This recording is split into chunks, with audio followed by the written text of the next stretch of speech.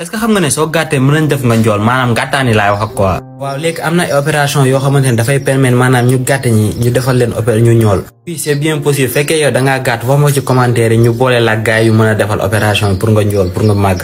surtout que jigéen ñu gàtt yi wax leen ma ko ci commentaire yi après moo expliquer leen naka la ñuy def ba ngeen njool. maanaam nag loolu dafa nekk ay opération yoo xamante ne c'est hyper dangereux et aussi c'est hyper risqué et ça fait hyper mal. opération boobu noonu ça consiste à ce que ñoom dañuy dagg sa tànk yi maanaam duñ ko dagg complètement mais dañuy opérer tijji sa tànk bi maanaam sa yax bi ñu séparer ko bàyyi benn espace entre eux léegi nag avec le temps dafa am ay lii yu koy utiliser di mën a yokk à chaque jour benn millimètre sa tànk bi léegi nag pour yax yooyu noonu après mën a reformer waat. opération bii nag bokk na ci opération yoo xam ne ñoo gën a métti parce que ci yax yi exactement la ñuy agir.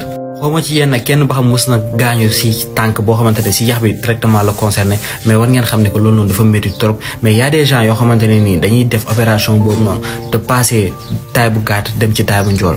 soo defee opération bi ba pare kat da ngay jànkaat dox. te après il faut que nga def ci ay centre de rééducation pour mën a doxaat normal.